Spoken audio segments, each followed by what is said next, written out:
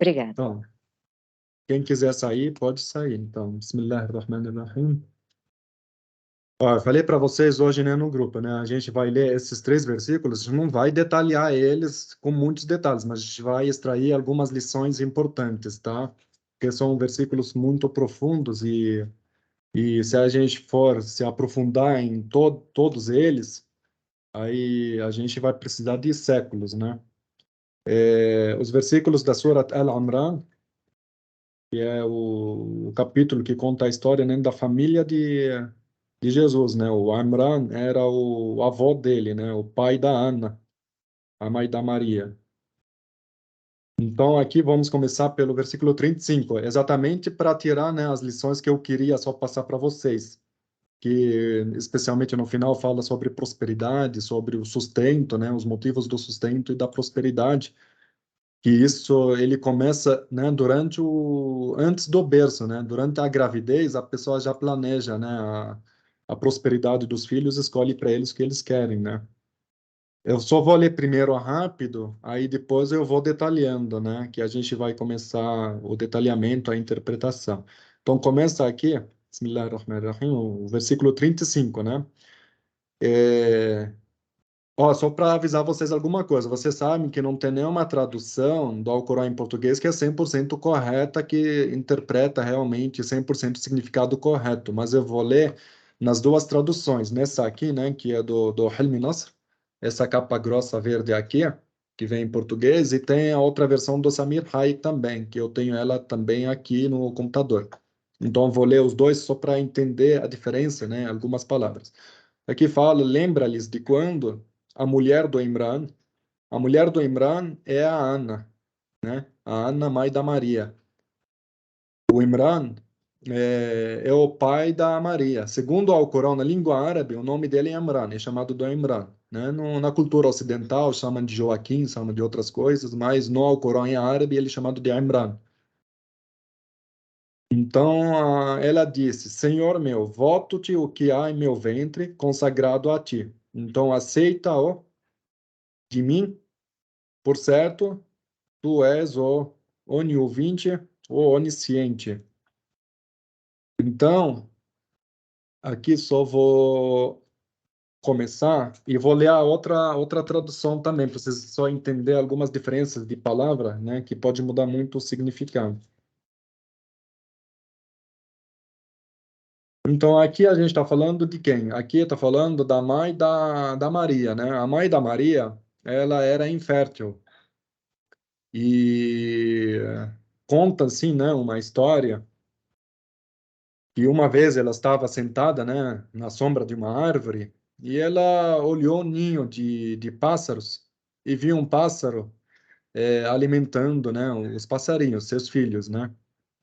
Então ela ficou um pouco emocionada e ficou com vontade, né, de ter filho. Mas como ela era infértil, ela não perdeu a esperança, né? Mas ela desejou algo. E ela fez uma promessa para Deus e fez uma súplica para ele, né? Então falou para Deus é, que ela faz uma promessa que se Deus dá para ela um filho, ela vai entregar esse filho para servir a casa de Deus, né? Vai entregar o filho para o sacerdócio, né? Os filhos de Israel tinham naquela época o que é chamado, né, na Bíblia, o Betel, né? Que é a casa de Deus, que era, né, o templo em geral, né? E os filhos de Israel, eles tinham esse costume, né, de fazer promessa para entregar o filho para serviço, né, da casa de Deus.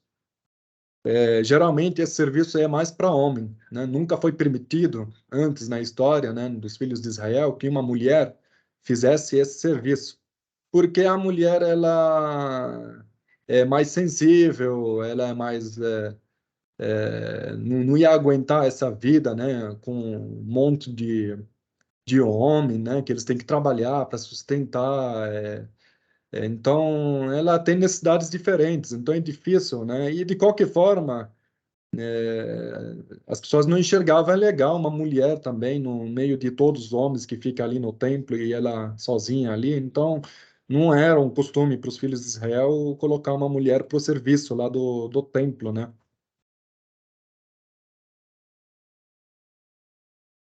E quando a Ana, né, fez essa súplica, então ela falou o quê? Aqui no versículo fala, voto-te o que há em meu ventre.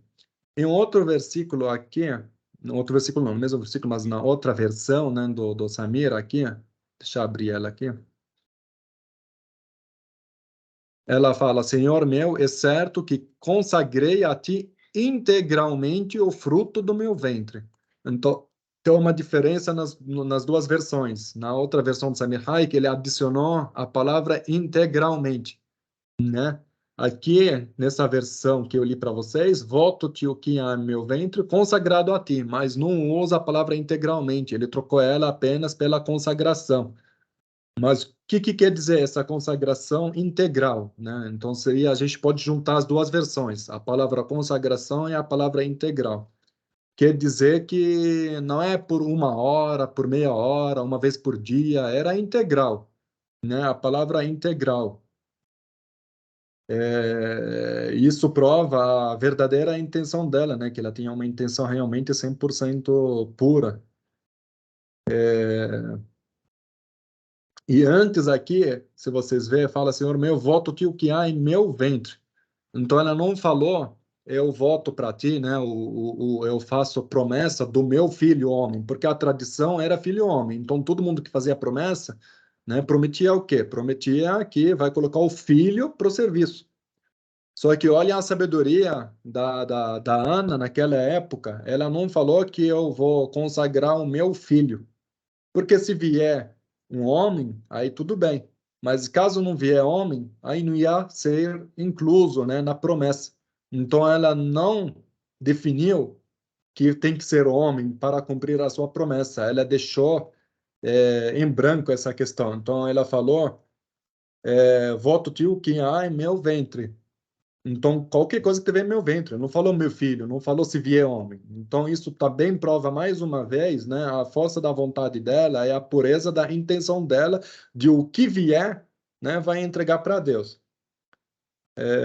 Mas mesmo assim, ela, por natureza, como ela fez a promessa, né, de ter, né, o que está no ventre dela, para Deus, então automaticamente ela pensou que seria um homem, porque a tradição é que quem serve, né, o templo seria um homem. Então ela achou que Deus daria um homem para ela. Então também, mesmo que ela não determinou, por causa da confiança dela em Deus, que ela tinha fé, mas mesmo assim, ainda na cabeça dela, né, seria um homem.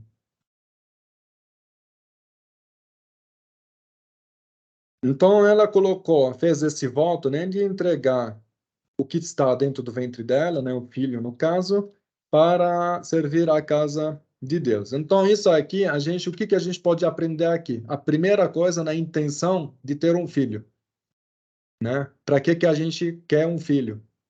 O filho sempre tem que ser planejado. Isso ensina para a gente o planejamento do filho. Então, quando você planeja um filho, planeja os objetivos dele na vida. No caso dela, da Ana, ela planejou consagrar 100% para Deus, integralmente. Mas hoje em dia a gente tem que planejar sim o futuro dos nossos filhos, né? Porque o futuro do nosso filho é definido conforme a nossa intenção, né? Conforme a nossa consciência, né? No ato, né? De fazer um filho. Porque muitas pessoas hoje em dia só casa para quê? Casa por motivos de desejo. Porque pronto, achei a pessoa bonita, casou, o que vier tá bom. Depois pensa o que que vai fazer com o filho. E quando vê um filho, só pensa no lado material dele. Eu quero que meu filho seja um médico, quero que seja um advogado, quero que seja isso, quero que seja aquilo, né? E as mulheres, mesma coisa, né? Elas só aceitam um noivo para o filho dela, né? Se tivesse uma classe, se tivesse uma riqueza, se tivesse dinheiro. Então, nenhuma pessoa, é difícil ver uma pessoa hoje em dia, quando vai fazer um filho, pensar, nossa, como vou fazer meu filho ser útil para o mundo? Como que vou fazer meu filho, né, fazer diferença para esse mundo? Vai ser apenas mais um ser que vive, come, bebe né, dejeta, ou apenas uma pessoa insignificante ou vai ser uma pessoa marcante, uma pessoa que vai fazer diferença nesse mundo? E todas as histórias do mundo, né? Você nunca vão ver um homem, uma mulher marcante na história do mundo, né? Que não teve um planejamento, uma intenção grande, uns pais grandes, né? Não, não existe, né? Especialmente a mãe, né? Porque a mãe que fica mais tempo com o filho, a mãe que cria. Então, você nunca vai ver uma pessoa que teve sucesso na vida, que teve prosperidade, que não teve uma boa criação, né? E se tiver, é muito difícil, vai ser com muita luta e esforço. E isso é injustiça, né? Porque você vai deixar o filho se virar sozinho na vida, isso é injusto, porque você tem que preparar o ambiente material, espiritual, moral, emocional, né? Para seu filho, psicológico. No caso, isso não quer dizer que se não tiver, ele não vai ter nada. Pode sim, mas vai ser mais difícil. Então, mas é sua obrigação você preparar para ele, né?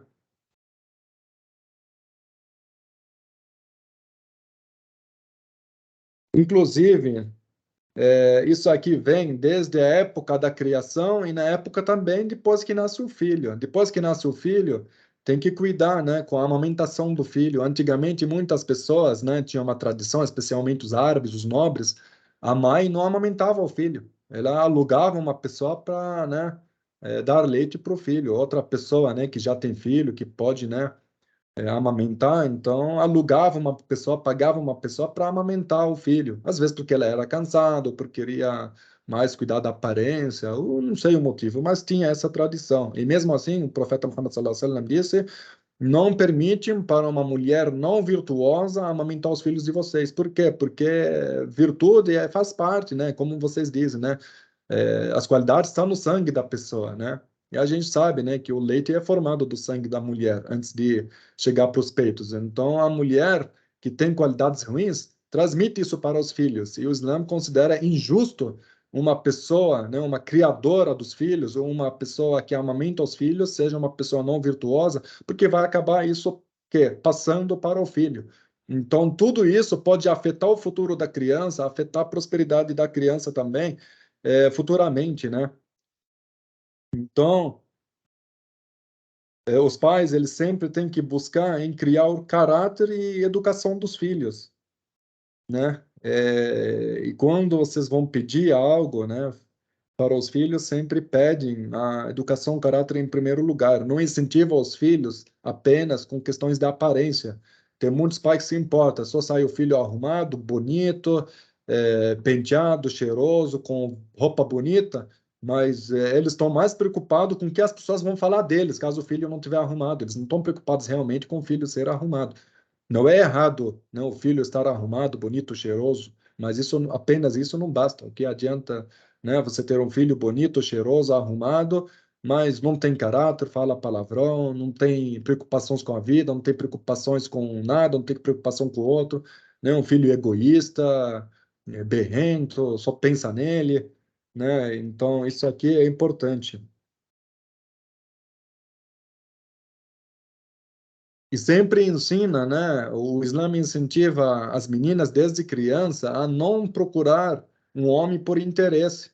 Elas sempre têm que aprender, né? Que o homem perfeito é um homem trabalhador, um homem honesto, é um homem digno, um homem que tem caráter, um homem que tem religião, né? Não um homem que tem um status social, não um homem que tem dinheiro, né? Isso é o que menos importa, né? Então a Ana, quando ela teve né, estava grávida, ela prometeu o filho, ela fez as mais nobres promessas, né? Ela fez a promessa com as mais nobres intenções, né? E quando ela falou, né, integralmente, porque muitas pessoas, muitos pais hoje em dia faz filho para ajudar eles, fala, nossa, quando eu crescer preciso de alguém para me ajudar, ou sei lá, quero alguém para assumir minha empresa. Ou antigamente as pessoas trabalhavam no campo, eles queriam um filho para ajudar, para não ter que pagar empregado, né? Tipo, nossa, quanto mais filho é melhor, vou ter mais trabalhador aqui no campo. E isso é errado, né? Seus filhos são livres, você tem que instruir eles moralmente, espiritualmente, em todos os sentidos, e eles têm que escolher o caminho deles. Seu filho não é escravo, né? Esses dias, né, estava vendo nas redes sociais, tem uma tendência que eu acho ridícula, né? Acho retardado quem faz isso. A pessoa fica expondo os filhos, um menino, uma menina, criança com 7, 8 anos de idade, fazendo serviço em casa, e a pessoa escreve assim: nossa, o investimento está começando a render. Que tipo de gente, desculpa, né? Que tipo de gente doente que faz isso? Seu filho, por acaso, um investimento que rende para você? Porque sua filha é uma escrava dentro de casa? Que serve para trazer água para você, para lavar sua louça, para limpar a casa? O que o filho é um investimento? Você quer um escravo dentro de casa que trabalha de graça? Porque você não quer se servir, quer ser servido? É para isso que serve o filho? É ridículo esse tipo de pensamento. E o pior do que isso é a decadência, né? Social, do nível das pessoas, todo mundo, ai, que legal, que bonitinho, nossa, deu vontade de ter um filho agora. Nossa, que pena, minha filha não ajuda em casa, mas você quer o quê? Você quer o filho para te ajudar? Você quer um filho porque você tem a obrigação de ter filho. Qual que é o objetivo de ter filho? Deus deixou claro, o objetivo de casamento de ter filho é de se multiplicar. Seu filho, ele já tem um espírito independente, ele já existia no mundo dos espíritos há milhões de anos. Você é apenas o meio de um ser humano vir aqui nessa terra. E você também tem que dar continuidade. E você paga também o que seus pais te fizeram. Seus pais te alimentaram, cuidaram de você, e você retribui isso para o mundo criando uma pessoa também para substituir você. Nesse mundo, você vai morrer e vai vir uma pessoa no seu lugar. Ele é apenas um ser humano livre, independente, que você tem a obrigação de cuidar, né? Então, seu filho não é um servo seu, não é um escravo seu. Então, quando a Ana falou integralmente, quer dizer que eu não quero nada de volta dessa menina. Não quero que ela fique comigo, não quero que ela me serve, não quero que ela me ajude em casa, não quero que ela vá à minha casa. Eu não quero nada dela, não espero nada dela, não vou cobrar nada dela. Eu vou fazer um filho para te dar, não é para mim, não quero um filho para mim. Meu filho é para te dar, para ser útil para o mundo. Vou consagrar ela, não quero nada dela. Eu não quero um filho para mim, não quero um filho para eu brincar em casa porque estou entediado. Tem muita gente que fala: por que que você teve filho? Porque é legal, é bonitinho, correndo ali no quintal. Mas você quer um filho porque está entediado? Então vai pegar um animal de estimação, né? Se você quer um filho, o filho é um ser humano. Você tem que preparar ele, tem um motivo nobre, tem uma missão. Quando você tem um filho, você já descobriu a missão dele nessa vida, instruiu ele a cumprir a missão dele nessa vida, ou você está entediado? Trata seu filho apenas ou como animal de estimação, ou trata ele como escravo dentro de casa? Para que você quer fazer um filho? Aí depois seu filho não te obedece, não te honra, e depois você reclama que o filho não tem sucesso na vida, porque ele não foi instruído para ter sucesso. Ele foi instruído para nada, foi instruído para se maquiar, para postar foto no Instagram, para dançar no TikTok, para ser escravo dentro de casa, né, para trabalhar dentro de casa. Ele não foi instruído para ser alguém, né?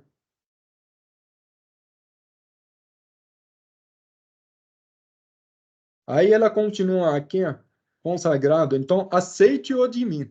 Então, ela pediu ainda para Deus aceitar o pedido dela. Então, ela não apenas pediu. Tem muita gente que pede e fala: nossa, Deus não aceitou. Então é como se fosse, tipo, Deus tem a obrigação de aceitar. Tipo, nossa, eu mereço, eu sou digno desse aceitamento, dessa aceitação. Então eu vou pedir, nossa, Deus não está me aceitando. Mas você tem que, ela ainda pediu e ainda depois pediu para que seja aceito. Então, por que que ela pediu para que seja aceito?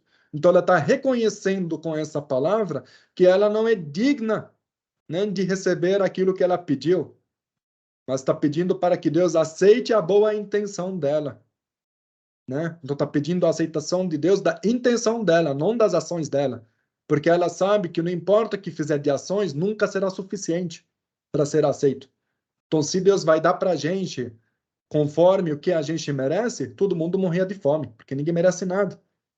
A gente deve tudo para Deus, deve nossos sentidos, nossos olhos, nosso dinheiro, nossa existência. Você nem podia não existir também, né? Então, você não tem favor nenhum, né? Não tem direito nenhum para pedir, para cobrar.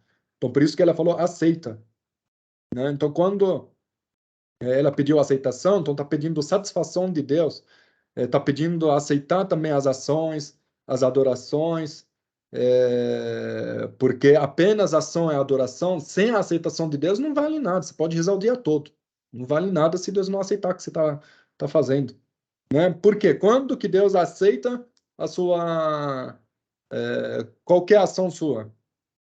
Quando você reconhece por dentro, no fundo, né, com sua intenção interna, que você não tem favor, que tudo que você tem, que tudo que você conseguiu, que tudo que Deus te dá, Deus tá fazendo um favor para você. É generoso, não é porque você merece. Você está reconhecendo, né, que Deus tem um favor sobre você, que você está em dívida com Deus. Então, se você acha que você merece algo, então você tem orgulho, né? E o orgulho é do Satanás, não é uma qualidade de um virtuoso. Então, uma pessoa que se orgulha das suas ações, nossa, eu conquistei isso porque eu corri atrás. Não, você conquistou isso porque Deus abençoou seu esforço de correr atrás. Então, correr atrás é um esforço seu, você tem que fazer sua parte. Porque também Deus não abençoa uma pessoa que não faz sua parte. Então, você fez sua parte, mas tem muitas pessoas que se esforçam, faz sua parte, mas uma pessoa consegue, outra não. Aí que vem a diferença, né? Então, não adianta você só fazer sua parte, você tem que reconhecer que Deus abençoou o seu esforço. Né? O profeta sallallahu alaihi wasallam disse que Deus não aceita uma obra nenhuma, uma ação nenhuma, que não seja com intenção pura de agradar a Deus. Por que você tem filho? Para agradar a Deus. Por quê? Porque Deus me mandou multiplicar. Se eu não fizer filho, acaba a existência. Isso não é o propósito da vida. Por que eu estou criando o meu filho? Para agradar a Deus, porque Deus me obrigou a criar meus filhos. Por que estou instruindo o meu filho? Também para agradar a Deus, porque ele também vai ser útil para o mundo. Sendo útil para o mundo, ele também estaria agradando a Deus. Né? Você quer adorar a Deus? Você adora a Deus também servindo as pessoas, né? Ajudando as pessoas, ajudando o pobre, ajudar o necessitado, visitando seu irmão, ligando para o seu irmão, se preocupar com ele, visitar um irmão doente, se preocupar com seus vizinhos, sei lá, qualquer tipo de serviço social que você faz é uma forma de adoração a Deus. No seu trabalho também, seja médico, advogado, você é advogado para defender as pessoas injustas, você é médico para curar as pessoas, então a intenção sempre é fazer algo bom. Você faz isso por Deus. De qualquer forma, o salário vai receber, independentemente da intenção. Só que quando você faz isso por Deus, você vai ver uma bênção, prosperidade. Você vai ver que até o próprio dinheiro, mesmo sendo o mesmo, vai ser abençoado. Muitas vezes você recebe um salário, no outro dia você fala, nossa, acabou, não consegui fazer nada. Muitas vezes, com muito pouco, consegue fazer muita coisa, ainda sobra. Né? Então, muitas pessoas não têm bênção no dinheiro exatamente por causa da intenção. A intenção é ganhar dinheiro, não agradar a Deus com o serviço que elas estão fazendo. Tudo que você faz com a intenção de fazer diferença. Sei, você faz estética, trabalha com estética. Nossa, minha intenção é fazer aquela pessoa feliz. Então, sempre cria uma intenção pensando no próximo, pensa no outro, não pensa só em você, não pensa o que você está ganhando, né? Você está fazendo faxina, pode ser um trabalho simples, sou faxineiro, eu sou lixeiro, pego lixo na rua. Você tem que ficar feliz que, nossa, tipo, o meu trabalho está contribuindo para facilitar a vida daquelas pessoas. Imagina se cada pessoa tivesse que levar o seu próprio lixo até o local ali de lixo, como seria difícil a nossa vida. Então a pessoa fica feliz, nossa, por minha causa, a pessoa, com todo o conforto de casa, tudo que tem que fazer é pegar aquele lixo, deixar ali na porta e eu mesmo vou fazer esse serviço. Então a pessoa sempre está pensando como o serviço dele está sendo útil para os outros. Esse é o trabalho que é abençoado. E as pessoas falam, mas por que isso é importante? É importante, sim, porque é o mesmo dinheiro, a mesma quantidade de dinheiro, ela é abençoada num lugar e não é abençoada em outro lugar. É tudo conforme, né, a forma que a gente enxerga. E por que que a gente faz isso? Por que que a gente enxerga dessa forma, de sempre servir o outro? Porque é assim que a gente adora a Deus. Servir os outros, servir o próximo, ajudar a humanidade é uma forma de adoração a Deus, de se aproximar a Deus. Então, tudo que você faz com a intenção de agradar a Deus, não que você vai ganhar de volta disso. E no final ela completa, né, a súplica dela, a oração dela, depois que ela pede para Deus aceitar, ela fala: por certo, tu és o oniovinte, o onisciente. Então ela está fazendo o quê? Ela está reconhecendo que Deus sabe o íntimo dela e sabe que a intenção dela é pura. Então está pedindo a aceitação, né? Caso Deus enxerga a pureza, né, da intenção e a verdadeira intenção dentro dela. Então, se tivesse um pouquinho de ego, um pouquinho de interesse pessoal, que não seja agradar a Deus naquilo ali, Deus não atenderia a oração, né, o pedido, a súplica dela. Então, quando ela fala que você é o onisciente, onisciente, ele está reconhecendo, né, esse poder que Deus tem de saber tudo que ela tem, saber o que tem na consciência dela, na mente dela, nos segredos dela, no coração dela, nas intenções dela. Então não adianta a gente ser hipócrita, pedir para Deus e falar, Deus não aceitou. Mas isso aqui é para você lembrar que Deus sabe o que tem dentro de você. Então você sabe realmente por dentro se isso foi honesto ou não foi honesto. E Deus realmente aceitou, né? Aceitou a oração dela exatamente porque ela realmente foi honesta. Então, continuamos aqui o versículo 36, né? O próximo versículo. E quando deu a luz a ela, disse: Senhor meu, por certo, dei a luz a uma varoa. Isso aqui nessa primeira tradução. Na segunda tradução, fala: dei a luz a uma menina. É o mesmo significado, só para vocês entenderem, né? E Deus era bem sabedor de quem ela terá a luz. Então, está falando aqui que Deus já sabia, né? E ela continua aqui, continua o versículo, né? E o varão não é igual à varoa. Quer dizer, o macho não é igual à fêmea, né? O macho não é igual à fêmea. E por certo, chamei-lhe de Maria. E por certo, entrego-a e a sua descendência a tua proteção contra o maldito Satanás. Então, esse é o nosso segundo versículo aqui. Então, vamos pegar ele em parte. Primeiro parte fala quando ela deu a luz. Ela disse, Senhor meu, por certo, ela é uma menina. Isso quer dizer o quê? Que mesmo que ela estava esperando um menino e aguardava um menino, mas ela veio uma menina. E ela ficou realmente assustada, porque ela ficou pensando no sofrimento que essa menina teria nesse tipo de serviço, sendo uma mulher, sendo uma menina. Mas ao mesmo tempo ela sabia que não podia voltar atrás com a promessa dela. E ao mesmo tempo também, isso mostra para gente uma coisa muito grande, muito importante hoje em dia, que saber o sexo, né, do menino, do bebê, antes de nascer, isso aqui não vai mudar nada no que ele pode ser. Não muda nada. Por quê? Muitas pessoas, por exemplo, têm vontade, eu quero uma menina. Ah, eu quero um menino. Aí vai lá e faz o teste, né? Faz o som ali, o eco, e descobre que era um sexo diferente. Aí a mulher fica psicologicamente incomodada e triste, e ao mesmo tempo é um tipo de sensação psicológica de negação. Então ela está negando a criança desde que está dentro do ventre dela, desde dentro da barriga ainda.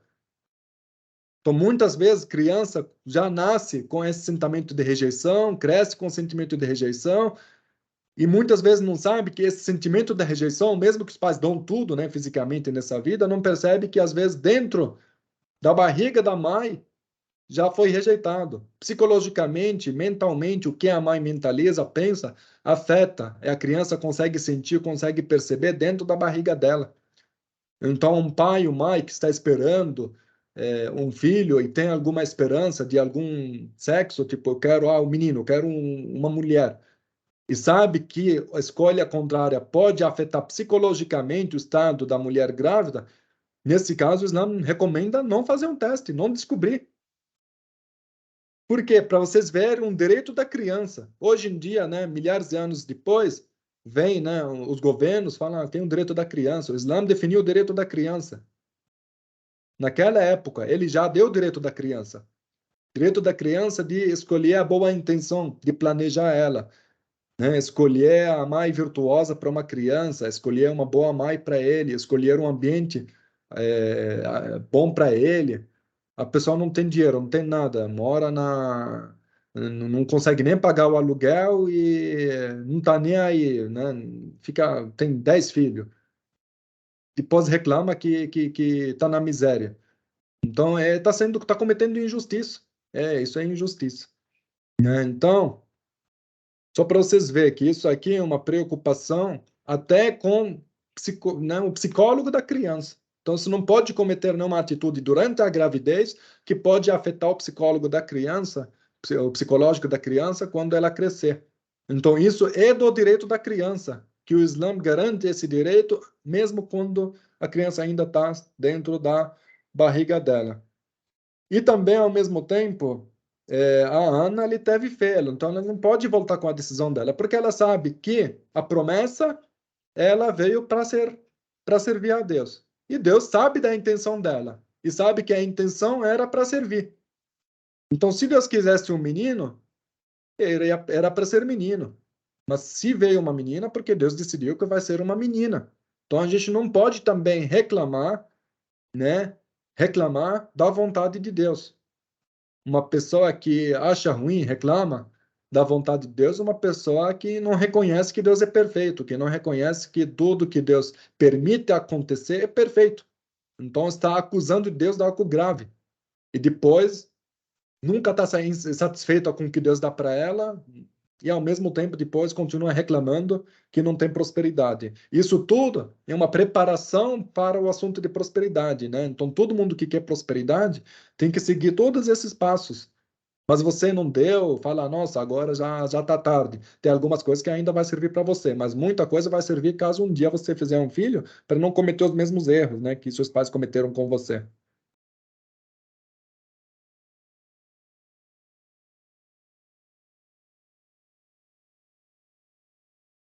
E a gente sempre aprendeu, né, que é, tudo que a gente tem uma boa intenção, Deus faz acontecer melhor do que a gente planeja. Então, quando a intenção é 100% pura, o que a gente pede, Deus sempre dá melhor, melhor do que você prometeu, né? E a Aisha, né, esposa do profeta, sallallahu alaihi wasallam, ela disse,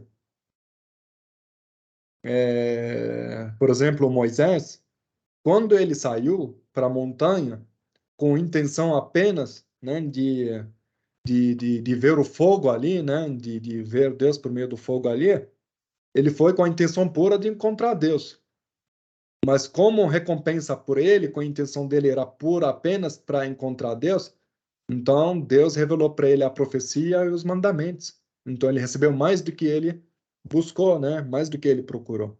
Então aqui continua a fala, Deus sabe mais, é, Deus é bem sabedor de quem ela derá. Então Deus já sabia que era uma menina, né? Então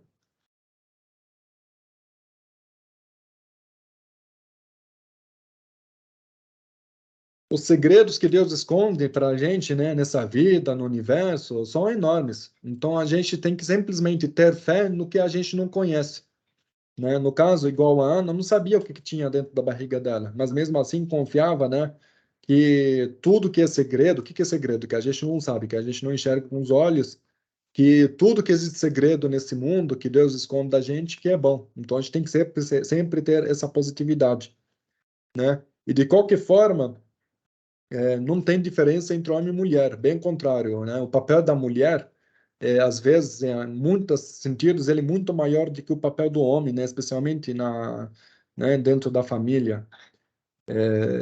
Tem um hadith também do profeta sallallahu alaihi wasallam, disse que o homem que cria duas meninas, sejam duas filhas, ou duas irmãs, ou duas parentes, por serem meninas, tem paciência com elas, cuida delas, gasta com elas, até elas crescerem, serem independentes, e protege elas, ele será protegido do fogo do inferno. Por quê? Porque muitas vezes as pessoas não davam atenção para a menina, né? Dava mais atenção para o homem, criar o homem. Então ele falou: não, o homem que dá atenção para as meninas, crie elas, tem paciência com elas, cuida delas, ele já está salvo do fogo do inferno. E quando ela continua aqui, a Ana dizendo aqui, né? O varão não é igual ao varoa, a menina não é igual ao menino. Então ela mesma está dizendo, tipo, falando, oh Deus, a menina não é igual ao menino. Então isso quer dizer que ela estava preocupada com o serviço que ela vai ter. Ela não estava negando entregar ela por ser menina, mas ela simplesmente, tipo, a menina não é igual ao menino, ela é fraca, ela é frágil, ela é emocional, ela menstrua, ela é tímida. Como é que ela vai ficar num ambiente que só tem homem ali, dentro do templo ali? Então ela estava preocupada com ela. Em nenhum momento ela negou, em entregar e entregar ela, né? E aqui continua que ela está dizendo Deus, né? Tipo, tá falando que vai chamar ela de quê? De Maria. É, isso aqui vem mais um segredo, né, do direito da criança no Islã, que é o nome, né? O nome é muito importante. Muitas vezes o nome define a pessoa, define o caráter da pessoa. E hoje em dia até tem muitas ciências que comprovam isso, mas não é o assunto de hoje. O nome é muito importante. O nome que você dá para o seu filho, parece que o nome tem uma energia que influencia realmente no caráter do seu filho, né? Então, o profeta sallallahu alaihi wasallam proibiu a gente dar um nome que pode humilhar o filho, o que pode fazer o filho passar vergonha. Tem que ser um nome bonito que tenha um significado, de preferência um significado espiritual. Nome Maria, na língua árabe, nome Maria tem muitos significados, mas na língua árabe significa al-abida, quer dizer a, a submissa para Deus, a adoradora a Deus. Alguns outros significados significa a pura, né? Então, tem vários significados, mas é um significado nobre. Então, quando você vai escolher o nome para seu filho, não escolhe um nome na moda. Não é porque está na moda. Escolhe um nome que tenha um significado. Escolhe um nome nobre, um nome de pessoas de sucesso no passado, nome de profetas, nomes, por exemplo, do Alcorão, nomes bíblicos, nomes que têm um significado. Porque quando o filho cresce, vai saber que o nome dele era um nome de uma pessoa do bem. E ele vai ficar feliz. Nossa, tipo, um dia você é igual a ele, né? Então, dá um filho bom para dá um nome bom para o seu filho. E a sunna, né, a tradição do Islã, do profeta, conforme um ensinamento do profeta sallallahu alaihi wasallam, do profeta Muhammad, disse que o menino tem que dar o nome nele até, o menino não, o filho, né, até o sétimo dia. Então não pode passar 7 dias sem dar um nome para seu filho. Antigamente era normal. Só passava dias e fala, nossa, eu vou depois escolher um nome. Mas tem que identificar o nome do seu filho, né? E o nome não tem regra, né? Então, no caso, a Ana, ela que é mulher que deu o nome. E naquela época, na tradição israelita, os homens que davam, né, um nome para os filhos. Mas isso, né, é uma prova de que qualquer um pode escolher. Então, pode ser um nome em consenso com os dois, né, entre o pai e a mãe, mas tem que ser um nome bonito, né, nome com significado.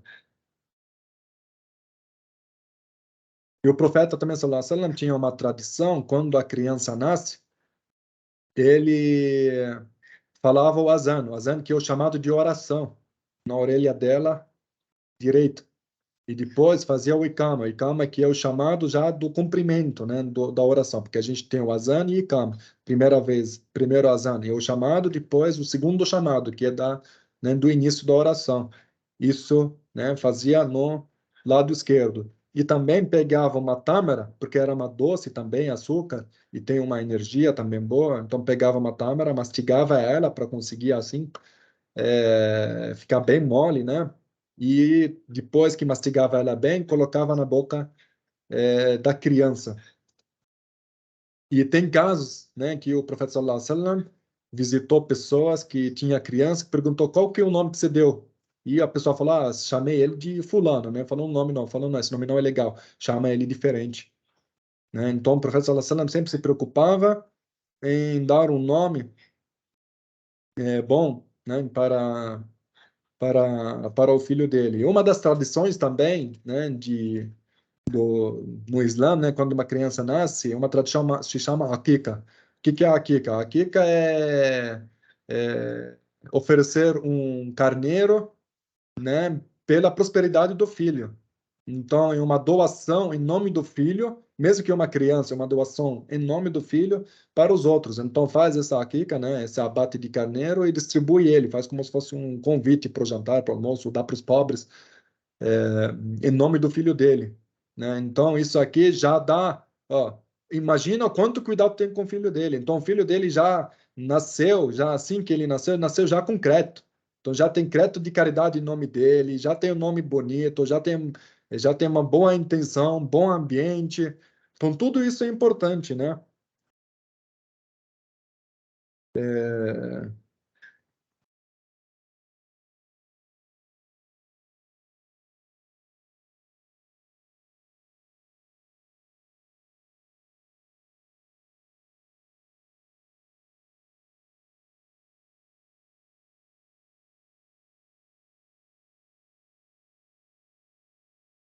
Aqui continua também, no próximo versículo, também na oração dela.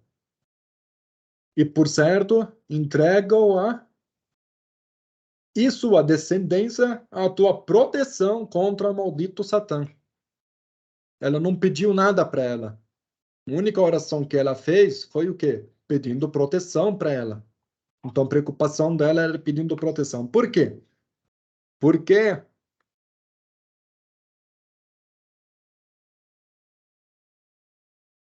é uma tradição de todos os profetas pedir proteção contra o Satanás para os filhos deles, né? Tem um hadith, né, do profeta sallallahu alaihi wasallam disse: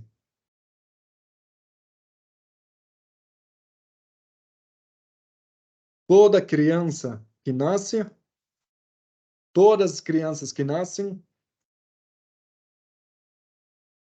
são golpeados pelo Satanás. Por isso que ele chora quando nasce. Menos a Maria é seu filho.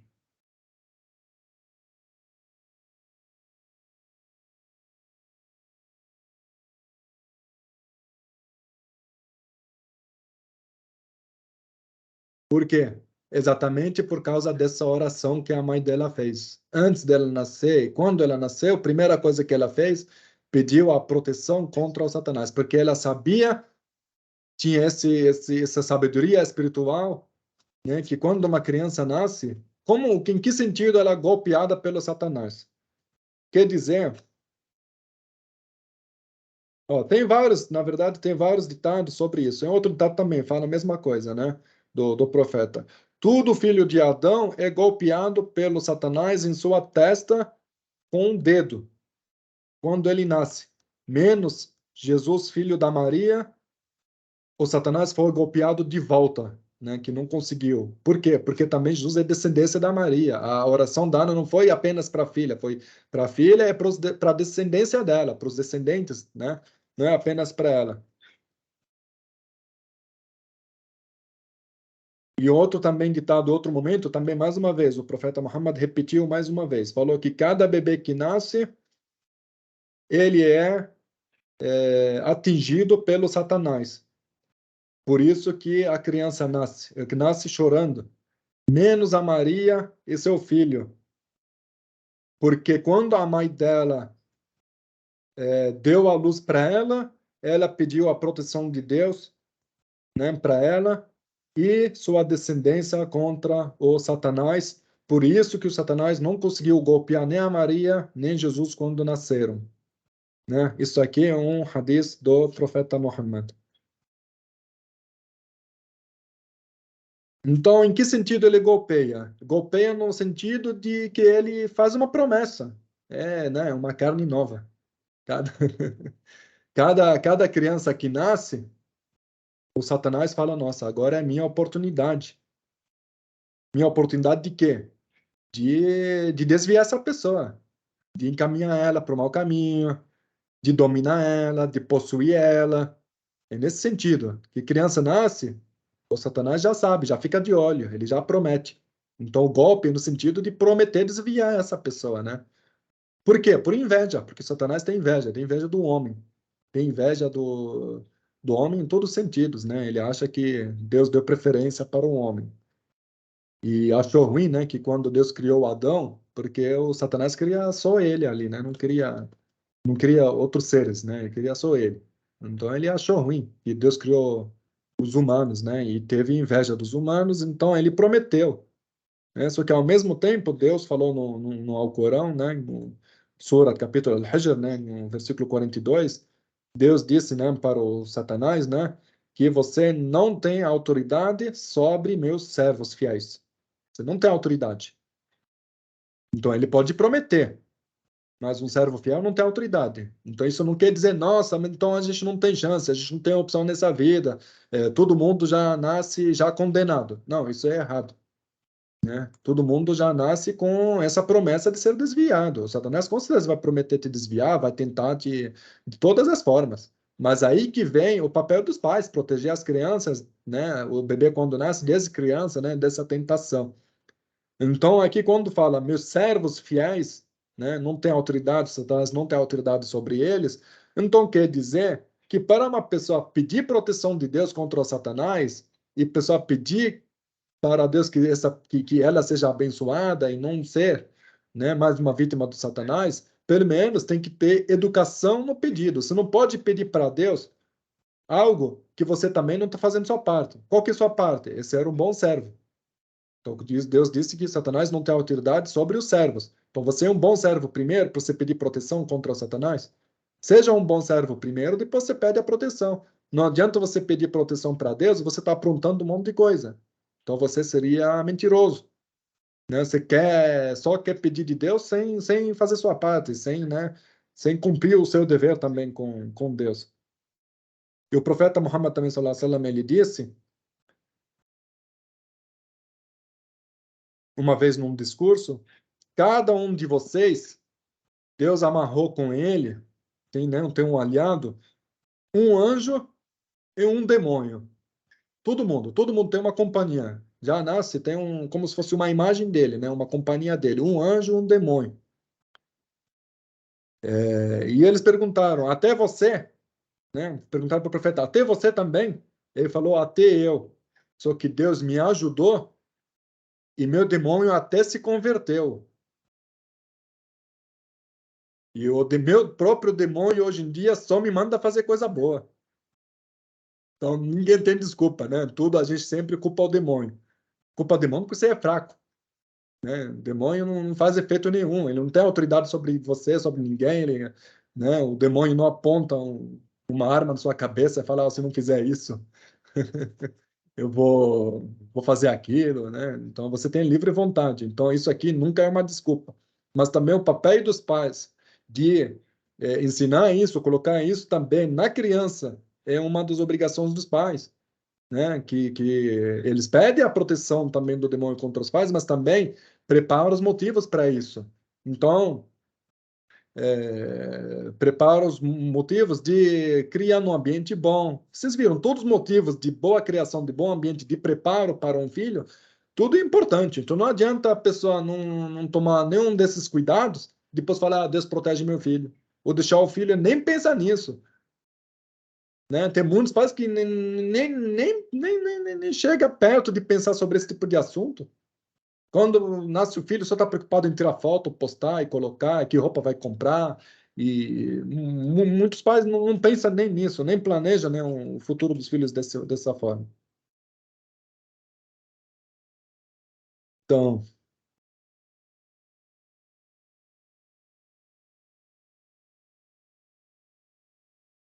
aqui só para vocês verem que a virtude dos pais, ela afeta as pessoas para as próximas gerações também, né? Na Sura Al-Kahf, que é a sura, né, o capítulo da caverna, quando conta a história do Moisés, que ele viajou com o mestre dele para aprender, né, a sabedoria com ele. Uma das histórias que conta é que o Moisés estava com o Khidr, né, o mestre dele, passando numa cidade onde todo mundo nessa cidade negou comida para eles e não receberam eles bem, né? Mas mesmo assim, quando eles passaram perto de uma casa e a parede dessa casa, eles tinham uma parede que estava caindo, né, em pedaços. Então o mestre do Moisés, o Rodor, foi para lá e reconstruiu essa parede para eles de graça, sem cobrar. E o Moisés falou: Nossa, mas você construiu isso para eles, né? Essa cidade, ninguém recebeu a gente bem, você fez isso de graça e construiu essa parede para eles. Só que o Rodor, o mestre, né, espiritual de Moisés, ele já tinha essa visão espiritual, né? E ele falou para Moisés: embaixo dessa parede tem um tesouro grande. Pode ser ouro, pode ser dinheiro, pode ser qualquer coisa. E os pais dessas crianças morreu, elas são órfãos. Então, se esse tesouro é descoberto, se cair essa parede, o tesouro será descoberto. Então, as pessoas podem aproveitar desse tesouro. Mas ele falou para eles, não, o pai deles era virtuoso. Então, Deus nunca permite que uma obra de um pai virtuoso seja desperdiçada dessa forma. E por isso eu vou reconstruir essa parede para que eles só descobrissem esse tesouro quando eles crescer. Então, só para você ver, um pai virtuoso, o efeito da virtude passa para as próximas gerações. E as virtudes dos pais protegem também os filhos, mesmo que não está vivo. A pessoa se preocupa, nossa, estou preocupado com meus filhos, sabe? Aquele pai super protetor também. Também isso é desnecessário, isso aqui não é legal. Como você pode realmente proteger seu filho? Você sendo bom. Porque é impossível, né, Deus não te honrar com sua mulher, com os seus filhos, se você mesmo tem uma honra, né? Se você não apronta, faz tudo certinho, né? É impossível um homem honesto, um homem digno, que não trai a mulher, que não faz coisa errada, que não abusa de ninguém, que alguém faça algo mal com os filhos dele. Só para você ver que a atitude, às vezes, de uma pessoa afeta, né, os filhos. Então, você quer seus filhos que sejam protegidos, dignos, vivendo bem? Você seja bom, você seja virtuoso em primeiro lugar e Deus vai proteger seus filhos simplesmente para te honrar.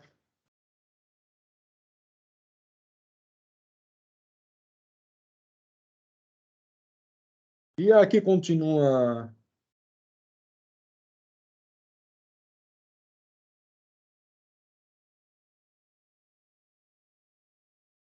o próximo versículo, 37, que é o último. Vocês querem parar? Já deu uma hora, mas acho que uns 15 minutinhos a gente termina. Vocês querem terminar ou a gente para? Podemos continuar? Por mim, continua assim. Tá bom. Aí continua aqui aqui, o versículo 37 agora. Então seu senhor acolheu-a com bela acolhida e fê-la crescer belo crescimento e deixou-a aos cuidados de Zacarias. Cada vez que Zacarias entrava no santuário, encontrava junto dela um sustento.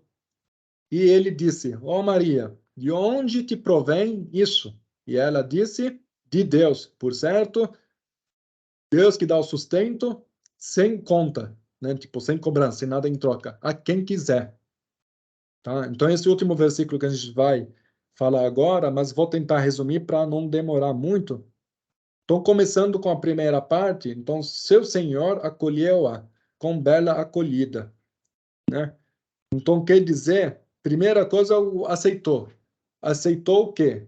Quando fala aqui, acolheu, acolheu em árabe vem no sentido de aceitar. Aceitar quer dizer aprovar. Aprovar o quê? Aprovou, né, é, a promessa da Ana, né, que a própria Maria realmente seja livre, né, de qualquer coisa mundana, 100% para o serviço né, da casa, do templo.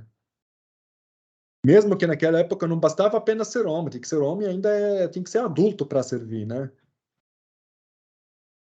E quando fala aqui uma bela acolhida, ele repetiu duas vezes essa palavra, né? Falou acolheu ela, depois falou uma bela acolhida.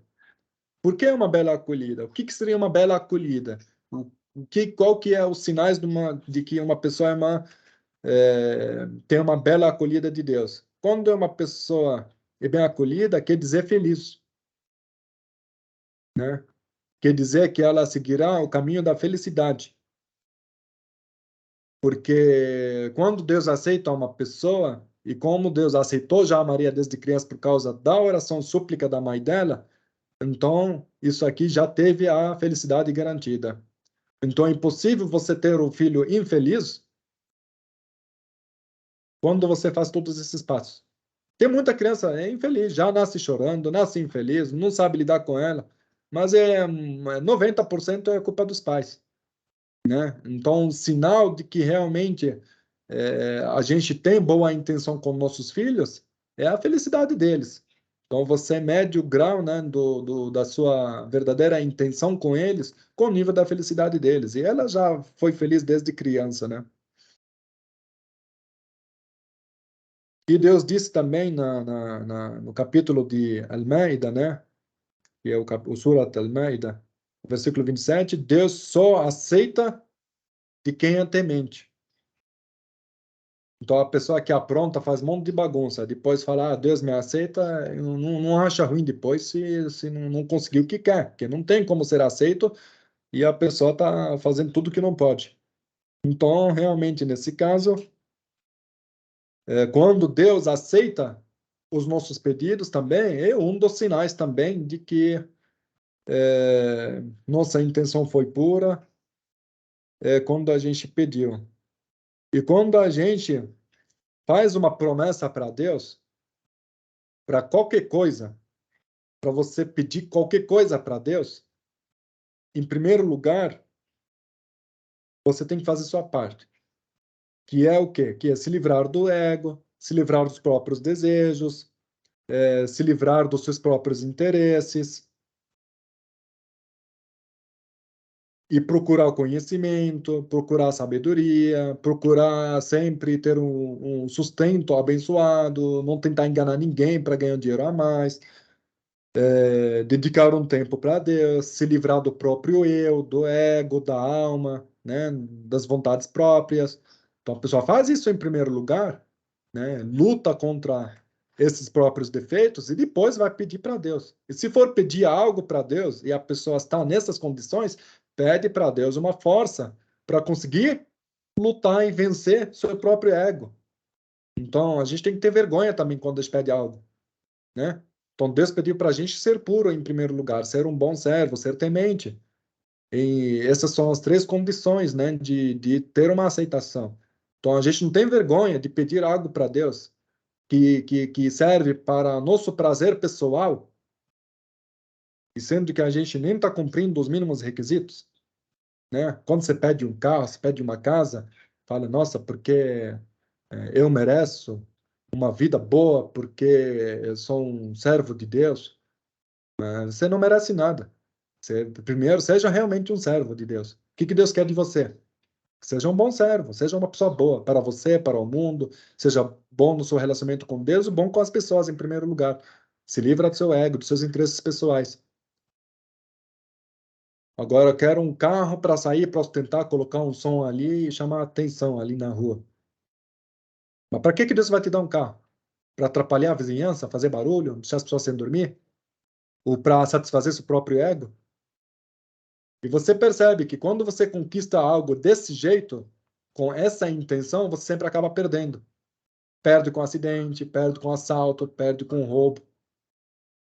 Então é impossível você ter algo que conquistou de uma forma bendita, assim, né, digna, e perder. Se perder, é porque você realmente não mereceu. E ainda muitas vezes a gente perde algo e reclama com Deus, por que que perdi isso? Ainda a gente questiona, né? Isso aqui é é uma pessoa muito folgada, né? Tipo, quase acusando ainda Deus, né? Por algo que ela mesma fez. E continua aqui, e fê-la crescer um belo crescimento. Então, aqui também fala de um belo crescimento. Então, aqui a gente acabou a fase de criança e entrou na fase de crescimento. Belo crescimento quer dizer, até o crescimento da criança tem que ser de uma forma bela. O que é um belo crescimento? Belo crescimento é um crescimento nas qualidades, crescimento nas virtudes, crescimento na beleza, crescimento na aparência, no caráter, né? Quando a Maria cresceu, nasceu, né? E cresceu no primeiro ano, e quando ainda a Ana amamentava ela, quando não precisou mais ser amamentada, podia se alimentar normal, o que que a mãe dela fez? O que que a Ana fez? Ela enrolou ela num pano e levou ela lá no templo, né? E colocou com os sacerdotes ali. E eles já sabiam que a Ana tinha feito essa promessa. Então, todos eles consideravam a Maria como uma pessoa sagrada, como um milagre, especialmente também por ter nascido, né, depois que a Ana estava infértil. E eles sabiam que dela viria alguém grande também, que tinha um propósito grande, porque já estava isso nas profecias deles. Então, o que que aconteceu? Todo mundo brigava de quem vai cuidar dela, porque todo mundo considerava como se fosse tipo quem vai adotar, cuidar, né, dela. Então, teria uma bênção diferenciada.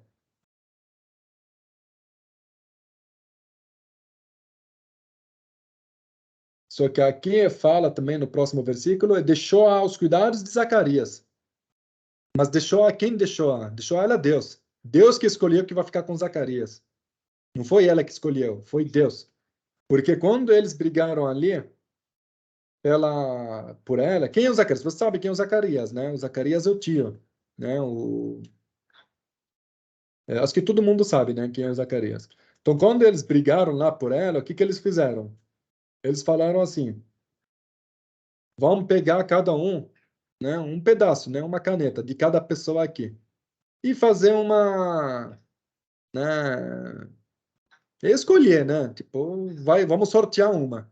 Quem ganhar, ele vai cuidar.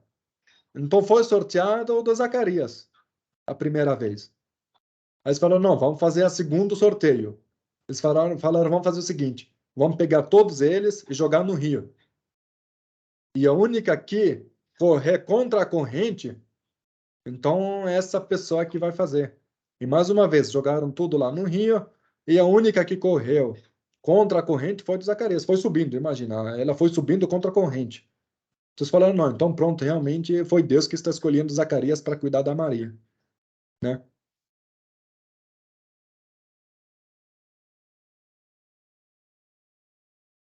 E por que que eles brigaram por cuidar dela? Porque também cuidar de uma criança, criar ela, é uma qualidade. O Islã incentiva a gente a fazer isso, né? O profeta sallallahu alaihi wasallam disse que quem garante e cuida de um órfão e alimenta e oferece comida e bebida até ele crescer,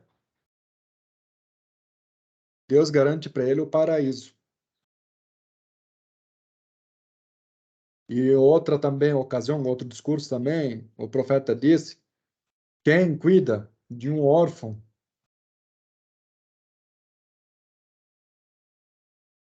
eu estarei com ele assim no paraíso. E ele, quando ele falou assim, ele mostrou aqui os dois dedos, né? O indicador, o dedo do meio aqui, como se fosse colado junto, tipo, estaria comigo junto.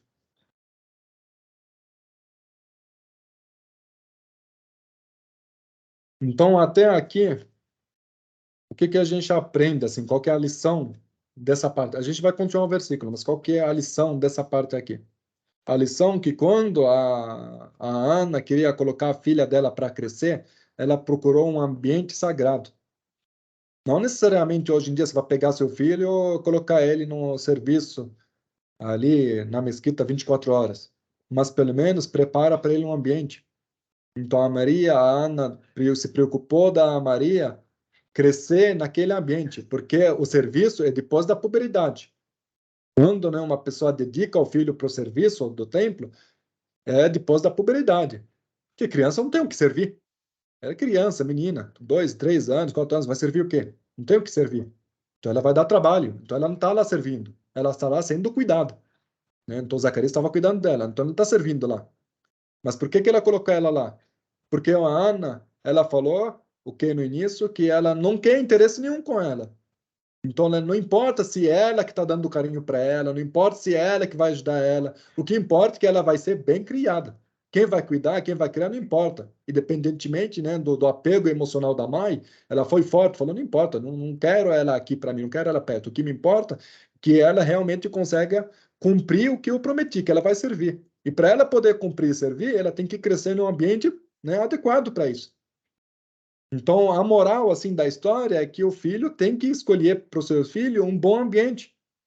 Seu filho está lá brincando com os vizinhos, mas os vizinhos só xinga, fala palavrão, tem coisa errada. Seus filhos, os amigos dele na escola, que ensina ele coisa errada.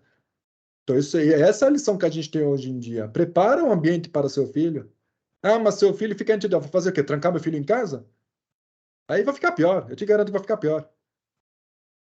Quando tiver 10, 11 anos, vai pular a janela ali, vai fugir, vai aprontar 1000 vezes mais do que você imagina. Ele vai aprontar muito mais. Não adianta prender o filho, mas a única solução é criar uma alternativa. Um segundo ambiente, onde ele pode brincar, pode se divertir, pode viajar, pode soltar, ser ele mesmo, né? Sem prender ele. Mas com pessoas boas também, com pessoas que você sabe que os pais delas também são boas, com outras crianças que os pais delas são pessoas igual você também, que se preocupa com os filhos. Né? Um ambiente limpo, um ambiente legal. Porque, como você diz, né? Me diz com quem tu anda, digo quem você é. Isso é verdade, né? O profeta sallallahu alaihi wasallam disse, quando uma pessoa ama um grupo, será ressuscitada junto com eles. E o profeta também disse que cada pessoa estará com quem ela ama, seja nessa vida ou na outra. Pessoa que você ama é a pessoa que você tem atração, e é a química. Então, os espíritos, eles funcionam com química, como se fosse um imã. Então, qualquer lugar que você estiver, sua alma, seu espírito sempre estaria atraído para uma pessoa que você gosta, que você ama.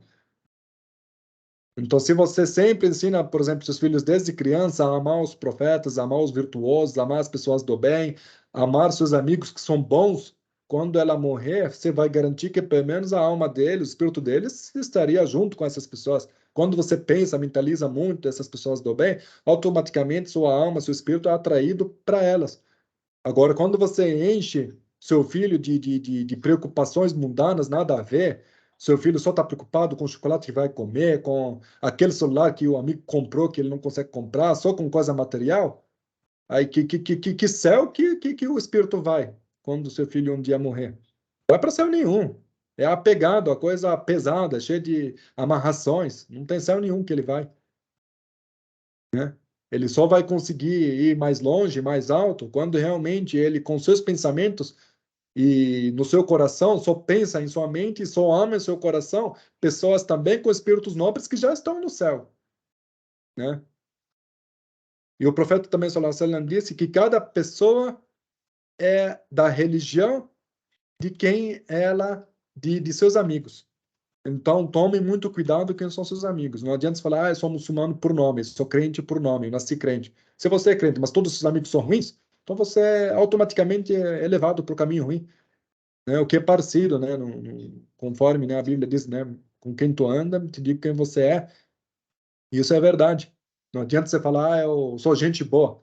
Mas ser gente boa, mas um monte, né, de suspeitos ali sentados na esquina, consumindo coisa suspeita, cometendo atitudes suspeitas, e você está lá com eles fazendo o quê?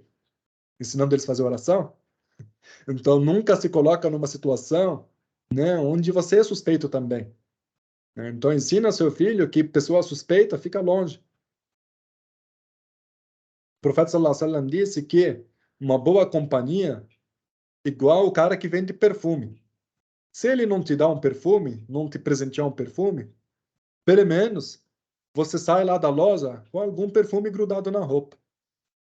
E o amigo ruim é igual o ferreiro, que quando usa aquela ferramenta, né, de assoprar o ar no forno, sabe? Eles usavam uma ferramenta assim, que, que, que pisava para empurrar o ar, né, assoprar o ar para fazer o fogo. Ele falou aí que o amigo ruim é igual essa ferramenta do ferreiro. Se você ficar perto dela, ou ela te queima, ou você sai fedendo de lá dentro. Sai cheirando fumaça e cheiro ruim.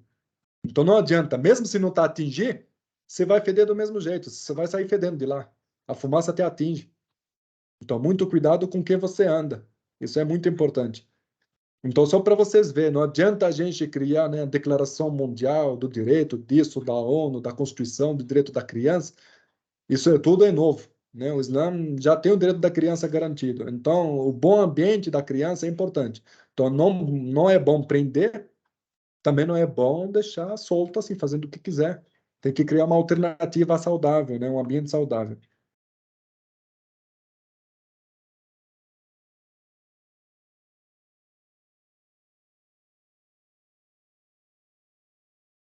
Então, resumindo aqui, a criança tem que ser cuidada antes de nascer, planejar antes de nascer. E como que você planeja a criança ainda antes de nascer? Escolhendo também uma boa mãe. Quando você sai ali na rua, pega uma mulher qualquer, uma pessoa que não tem caráter nenhum, não tem valor nenhum, uma pessoa, né, como muita gente faz por aí, né, achou fisicamente atraído por ela, né, aquela atração de animal mesmo, né, e pronto, só por causa disso, né, só por causa dessa atração animal, acha que é o suficiente para casar e colocar essa pessoa na sua casa. Mas que tipo de mãe que você está dando para o seu filho? Né? Não tem nem honra, nem dignidade nenhuma, não tem caráter, não tem valor nenhum. Então, automaticamente você seria injusto com o seu filho quando você engravida uma mulher qualquer para ser a mãe do seu filho. Isso aqui é uma das maiores injustiças. E depois vem durante a gravidez, né? Durante a gravidez. Imagina, uma mulher grávida só está num ambiente, por exemplo, de não saudável, pessoas estão falando palavrão, comida não saudável, uma mãe grávida que está fumando. Como que você vai criar seu filho num ambiente bom? Como que você vai criar um filho próspero, abençoado na vida, se você não está preparando isso para ele? Nasceu o filho, tem até etiqueta e forma abençoada até para amamentar o filho. Cuidou, né, para amamentar de uma mulher virtuosa. Cresceu, parou de amamentar, coloca ele num ambiente com outras crianças também, um ambiente bom. Coloca ele sempre com sábios, tipo, leva na mesquita quando tem a aula, mesmo que ele não entende, mas ele sempre vai absorver, vai se familiarizar, né, com o ambiente. Ele vai procurar, né, se caracterizar com as características, atributos deles. É, Então, os pais têm muita responsabilidade, né, com os filhos, né? Muita responsabilidade, especialmente na educação, responsabilidade moral. E além também da responsabilidade de educação. Você tem que criar seus filhos, tem que ter condição para criar bem, condição mental, emocional e material também, financeira. Porque seus filhos vão precisar de material, de livro para a escola, vão precisar de muitas ferramentas para crescer e evoluir também. Como que você vai quer que seu filho seja próspero e você não está nem aí? Seu filho está na escola só para ser presente, não revisa a matéria com ele quando chegar em casa, não olha os deveres dele dentro de casa, não compra livros complementares para ele, não leva ele para assistir outras aulas, não incentiva ele a assistir palestra, não incentiva ele a ler livro. Então, além da parte do lazer, ele também tem que aprender. Tu está fazendo essa sua parte também? Né? Tem uma história aqui que tem um pai que veio para o Omar, né? O Omar, você sabe, né, que o segundo califa, a gente já falou dos califados, né? Depois do profeta veio Abu Bakr, o Omar, né? O Osman e o Ali. Então, Omar é o segundo califa, né? Que era o governador. Aí veio um homem, né? Até o Omar perguntou para ele: quais são os direitos do meu filho? Imagina. Então, as pessoas falam direito de criança, e o direito de criança, isso já foi considerado. Falou: se eu tenho um filho, ô Omar, qual que são os direitos do meu filho? Falou: tem direitos? Falou: com certeza tem direitos.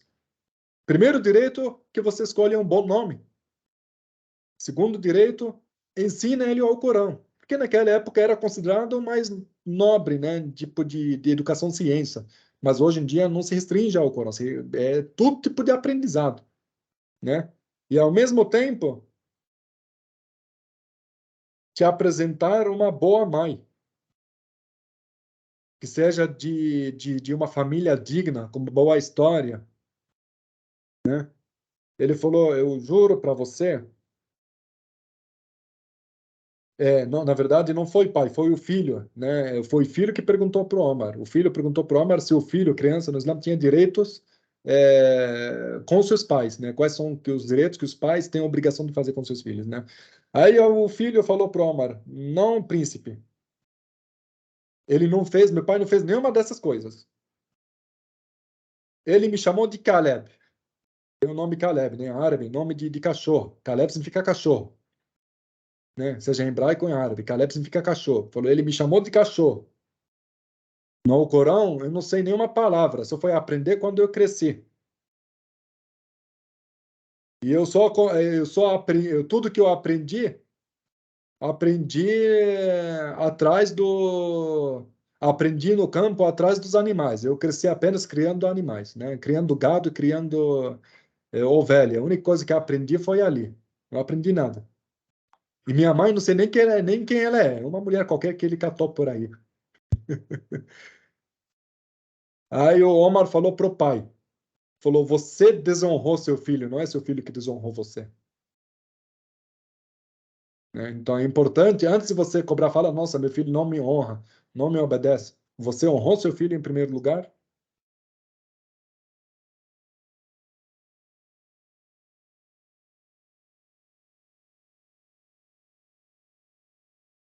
Vocês querem continuar? Ou vamos parar? Podem falar. Se quiserem parar, a gente para. Continua na outra semana. Por mim, tudo Por bem. mim, pode continuar. Continuar. Por mim também. Continuando, né?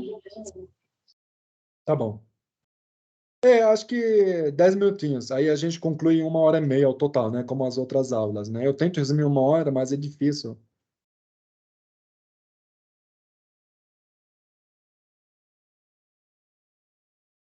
Vamos continuar aqui, então. Então, fala, cada vez que Zacarias entrava no santuário, encontrava junto dela um sustento. O santuário em árabe significa mihrab, né? A palavra mihrab vem de palavra harb, que é guerra. Por quê? Porque é um lugar como se fosse uma solitária, como se fosse um refúgio, como se fosse um retiro espiritual, um lugar para ter um retiro espiritual. Mas por que que ele chama ele um lugar de guerra? Porque é um lugar onde você luta e declara guerra contra o seu próprio ego, contra os seus próprios desejos. Porque lá, quando você, por opção, por livre vontade, se prende dentro de um lugar desse, você não tem o que errar. O único erro que você pode ter é no pensamento, de pensar coisa errada. E isso aqui, com o tempo, você acaba lutando, né? Acaba vencendo. Então, Mahrab, o santuário, é onde você luta contra os seus próprios desejos, né? Em primeiro lugar, é um lugar dedicado para oração, para meditação. Inclusive, o Islã recomenda para que todo mundo dentro de sua própria casa tenha um lugar, um santuário, esse Mahrab. Todo muçulmano tem que ter dentro de casa. A minha casa é pequena, dedica um lugar pequeno, um espaço pequeno. Pode ser no corredor. Um espaço onde não te lembra nada com algo material, que não tenha barulho, um lugar calmo, fechado, temperatura agradável, onde você pode sentar, fazer oração, meditar e rezar sem incômodo nenhum. Um lugar dedicado só para isso. Tudo bem que a gente pode orar em qualquer lugar, mas é recomendado que tenha um lugar só para isso. Por quê? Para dar o valor, né? Quando você vai receber visita em casa, você arruma a casa, você limpa a casa, você faz tudo, deixa a casa cheirosa. Então você está lá com Deus, está presente com Ele. Então, pelo menos dedica um espaço na sua casa que seja limpo, sempre cheiroso, sempre limpo, com incenso, com algum cheiro gostoso, sempre limpinho, com decoração simples, sem nada assim material, simplesmente para dedicar para a oração. Todo mundo tem que ter esse espacinho dentro de casa, né? Seja homem, seja mulher. Os homens, por exemplo, antigamente faziam atikaf. Atikaf é uma prática, né, de retiro espiritual dentro da mesquita. Só que por que que o Islã recomenda, o profeta também recomenda, que todo mundo dentro de sua casa ter um lugar desse? É por causa da mulher. Que a mulher, às vezes, tem preocupações dentro de casa também, tem alguns outros deveres, tem criança que está cuidando. Então, a mulher não pode fazer um retiro dentro da mesquita. Porque também, dentro da mesquita, seria desconfortável. Um lugar que está cheio de homem, e ela sozinha ali dormindo, com um monte de homem lá no mesmo lugar. Então, por isso mesmo que o profeta recomendou para que a mulher rezasse dentro de casa, num lugar sagrado dentro de casa, ela junto com os filhos dela ou ela sozinha. E a oração de sexta-feira também, ela não é obrigatória para as mulheres e é recomendável a mulher não ir para a mesquita na sexta-feira, exatamente por isso, né? Por causa que é desconfortável às vezes, né? Porque faz parte da pureza da mulher ficar longe também dos olhos dos homens. E isso aqui que também, o exemplo da Maria, que o único homem que podia olhar ela e visitar ela no santuário era o Zacarias, mas era parente, era uma pessoa que nunca poderia ter maldade com ela, né? E isso aqui é uma das sabedorias que Deus escolheu Zacarias, né? E não qualquer outro homem, porque o homem, por natureza, é errante. Então não adianta, né? É, a gente falar que, nossa, eu estou protegida 100%. Então, quando uma mulher decide ter esse retiro espiritual, tem que ser dentro da casa dela, ou com um grupo de mulheres. Então, toda casa tem um lugar para isso. Às vezes a pessoa está cansada o dia todo, fazendo um monte de coisa. Você precisa de um lugar para você fugir. Aquele lugar já tem uma energia boa. Quando você sai daquela correria sua e vai para aquele lugar que você dedica para isso, parece que você até arrepia, assim, relaxa, parece que descarregou tudo. Só de sentar e entrar naquele lugar. Até na mesquita. A mesquita é um lugar dedicado só para oração. Então, todo mundo, quando entra assim na mesquita, assim, fala, nossa, parece que dá uma sensação de leveza, parece que a pessoa relaxa. Tá? Pessoal, não é proibido uma pessoa entrar na mesquita para fazer oração. Pode entrar fazer oração. Só que quando uma mulher quer se dedicar apenas para Deus, fazer um retiro espiritual, a gente está falando que, né, o profeta recomendou ela fazer esse tipo de retiro espiritual dentro de um espaço dedicado dentro da casa dela, né? Especialmente quando exige vários dias, a pessoa vai dormir lá. E o profeta também, sallallahu alaihi wasallam, disse: não tornem as casas de vocês um cemitério, porque cemitério só tem gente morta. Então ele automaticamente associou uma pessoa que não tem dedicação, né, para a atividade espiritual dentro de casa como uma pessoa morta, como um cemitério. Então a casa que as pessoas não têm essa iluminação, essa espiritualidade, essas práticas religiosas dentro de casa, é igual viver num cemitério. Um cemitério é sem vida, né? Quer dizer sem vida, um coração sem vida, pessoa sem vida, sem luz, sem energia, sem nada. Muitas vezes você entra numa casa, você já sente uma depressão. Você fala, nossa, não vê a hora de sair daquele lugar, né? Então, deixa a sua casa um lugar sagrado, um lugar, quando você entra, sente bem. Tem muita gente que quando entra na sua casa, sente bem. Uma casa com energia boa, energia feliz, tá? Então, não deixa na sua casa algo que pode afetar isso. Não use palavrão em casa, não grita, não briga, né? Procura ter uma paz, uma energia boa na sua casa. Então, fala que cada vez que ele entrou, encontrava o quê? Encontrava sustento. Cada vez que Zacarias entrava no santuário, encontrava junto dela um sustento. Mas aqui o Alcorão não define o que é o sustento. Sustento seja comida, seja algo material, seja sustento de conhecimento, sabedoria, algum milagre. É generalizado. Mas os sábios dizem, né, que interpretam esse versículo, que aparentemente era o quê? Eram frutos. Então, ele nunca precisou alimentar ela. Então, ele disse que cada vez que ele entrava lá, encontrava comida, frutos. E quando ele perguntava, né, de onde que vem isso aí, o que que ela falava? Falava que isso era de Deus, né? Continuar aqui, Zacarias encontrava aqui, perguntava: "Ó Maria, de onde, né, te provém isso?" E ela disse: "De Deus." Por certo, Deus que dá sustento a quem quer. Então, aqui acabando o versículo, só vou fazer os comentários rápidos sobre esses últimos, sobre essas últimas palavras, né, desse versículo. Primeira coisa, é um milagre encontrar essas comidas, esse sustento lá no Santuário da Maria? É. Só que muita gente, infelizmente, hoje em dia, associa esse tipo de milagres ao nível de fé e virtude. E isso é muito errado. Porque o próprio profeta sallallahu alaihi wasallam disse que quando você vê uma pessoa cheia de milagres, cheia de poderes assim, cheia de, né, como você vê muitos líderes religiosos hoje em dia, de todas as religiões, né, na TV, faz um monte de milagre por aí, mas se vê que essa pessoa não tem caráter perfeito e tem alguma suspeita sobre o caráter dela, saiba que é um milagre, saiba que é um demônio. Você pode ver a pessoa até voando no ar, até andando na água. É um demônio. Isso existe em igreja, isso existe até no Islã, né?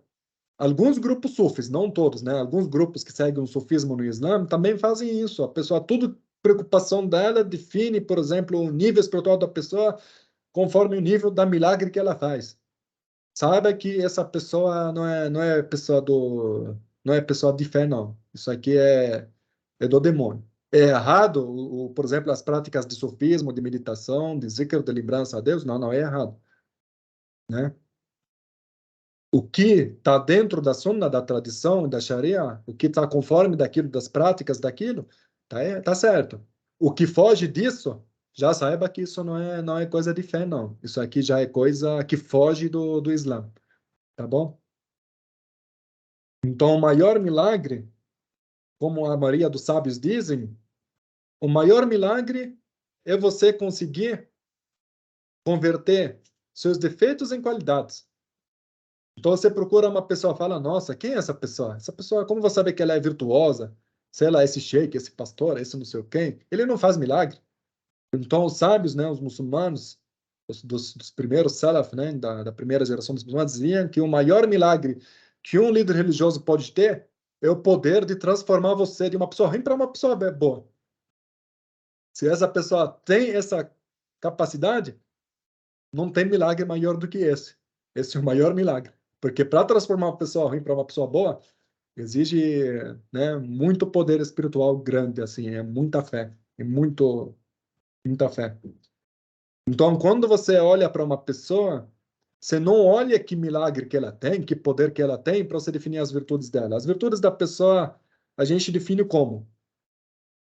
Quando a pessoa ela é honesta com a busca de Deus. Quando a pessoa sente paz dentro dela. Uma pessoa que diz de Deus, uma pessoa sempre está inquieta, sempre está incomodada, sempre está não sei o quê, sempre está com calor, sempre está com frio, sempre está incomodada com qualquer coisa. Saiba que essa pessoa não tem nenhuma virtude. Só pode estar andando na água, pode estar fazendo milagre, pode estar curando pessoas. Porque uma pessoa inquieta significa falta de paz. E paz é um dos nomes divinos, um dos nomes de Deus. Se a pessoa não tem paz, saiba que essa pessoa não tem nada de bom, né? Não é divino aquilo que ele faz, não. Pode ser de outra fonte menos divina, tá? E a pessoa sempre seja honesta com suas intenções, seja na noite ou no dia. Quer dizer, quando você está sozinho ou com as pessoas. Não pode ser hipócrita. Com as pessoas você é santo e no segredo, quando você está sozinho, você apronta tudo, né? Quarto sinal da virtude da pessoa é quando a pessoa busca o conhecimento, seja o conhecimento em todas as áreas, e até na religião. A pessoa diz ser religiosa, mas a pessoa não busca o conhecimento. Não vem para aula de religião, não vai para a mesquita, não lê os livros da religião. E a pessoa só sabe julgar os outros e dar palestra, dar discurso e corrigir esse, corrigir o outro, e pergunta para ela qual o conhecimento que você tem, não tem conhecimento nenhum, né? Quinto sinal é o quê? É cumprir a sunna. É cumprir a sunna, seguir a sunna. E a sexta condição, a pessoa sempre está observando a presença de Deus com ela. Com tudo que ela faz, ela sabe que Deus está presente, ela sente que Deus está presente com ela. Então você tem essas qualidades? Sim, é uma pessoa cheia de milagres e virtudes. Esse é o maior milagre. Andar na água não é um milagre, fazer aquilo não é um milagre. Busca essas virtudes em primeiro lugar. Quando você busca essas virtudes, sim, Deus pode conceder milagres para você, pode conceder uma visão diferente para você, você pode ajudar pessoas, pode ajudar a fazer milagres. Os profetas faziam milagres, curavam doenças, mas tudo em nome de Deus, com permissão de Deus. Não é você que faz aquilo. Quando você fala, nossa, eu faço isso, eu curo, eu faço, você não faz nada. É com permissão de Deus. Deus dá para você essa capacidade de transformar a vida de pessoas, ajudar a vida de pessoas para o bem delas. E não para você receber conhecimento também disso.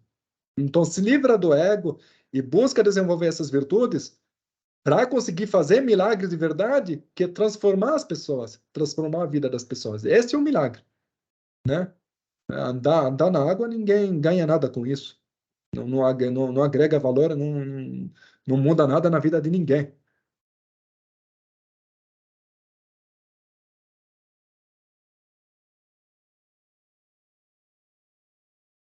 Então, quando Zacarias perguntava de onde você tem isso, né? Quem te provém isso? De onde que te provém isso?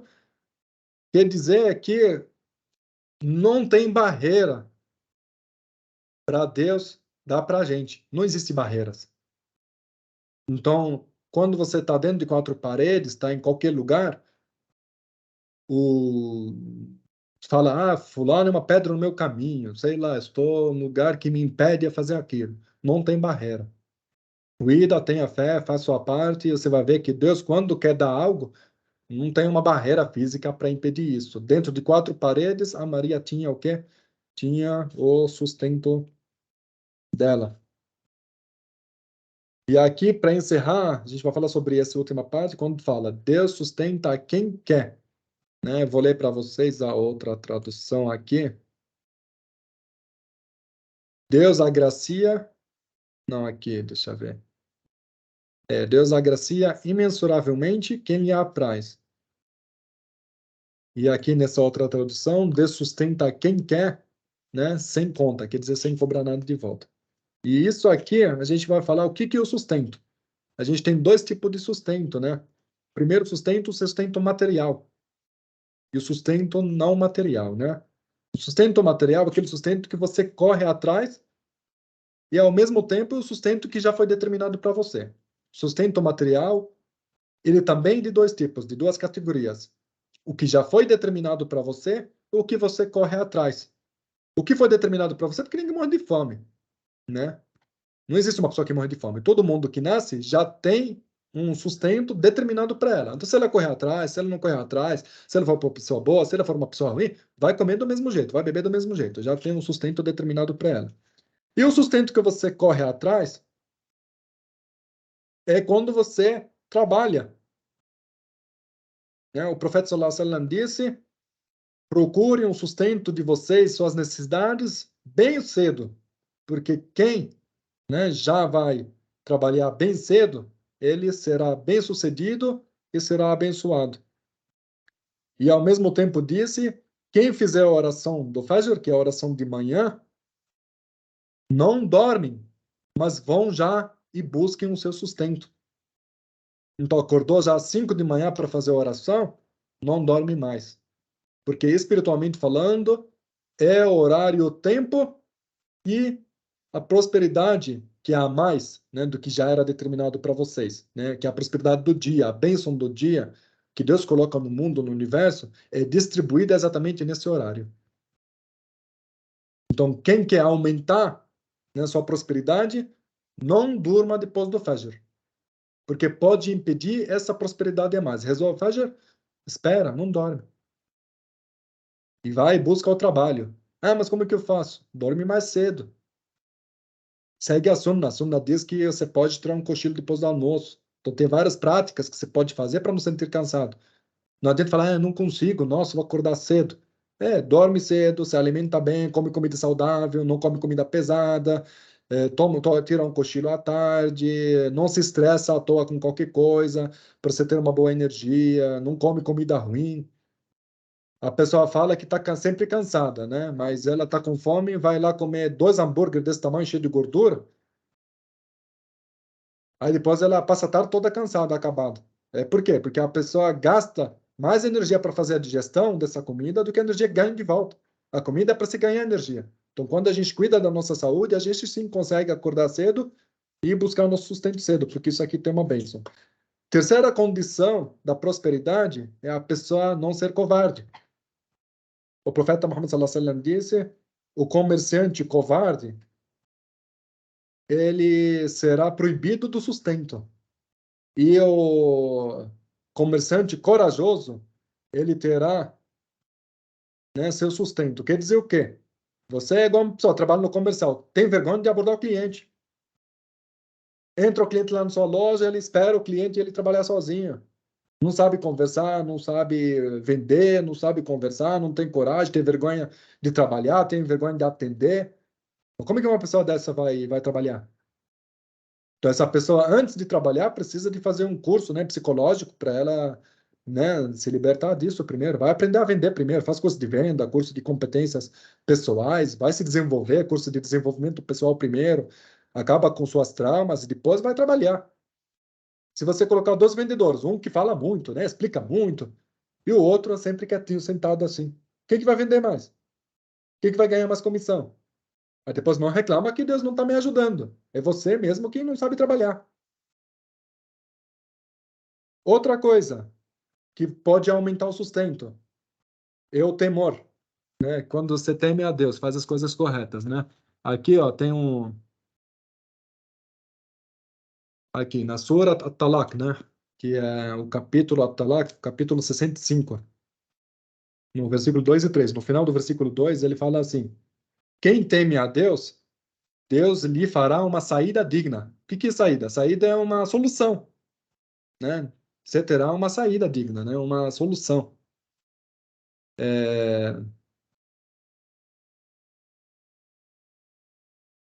E lhe dará sustento por onde não suporá. Não suporá, o que quer dizer? É quando você supõe alguma coisa. Eu suponho que vou ganhar isso. Então, tudo que você supõe vai ser diferente do que você supõe. Que Deus vai superar todas as suas suposições. É isso que quer dizer. Deus te dá sustento por onde não suporá. E quem confia em Deus, Deus lhe bastará.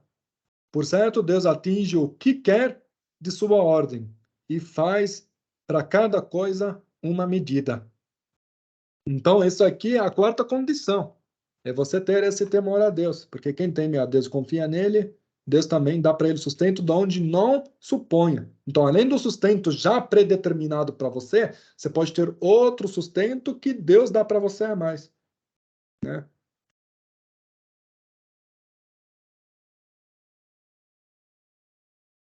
Outra condição, seguindo a Sunnah, para aumentar a prosperidade, é a continuidade. Aquela pessoa que toda hora muda de trabalho porque não gostou de trabalho, e uma pessoa que nunca terá bênção. Ah, não gostei de trabalho porque chefe é ruim. Não gostei de trabalho porque estou ganhando pouco. Você tem uma opção melhor? Você está ganhando pouco, o chefe é ruim. Mas quem te deu essa oportunidade? Você tem outra oportunidade?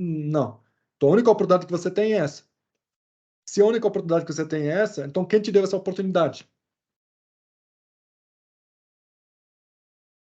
Quem te deu essa oportunidade? Então, no caso, é Deus. Então, você está recusando uma oportunidade que Deus te deu.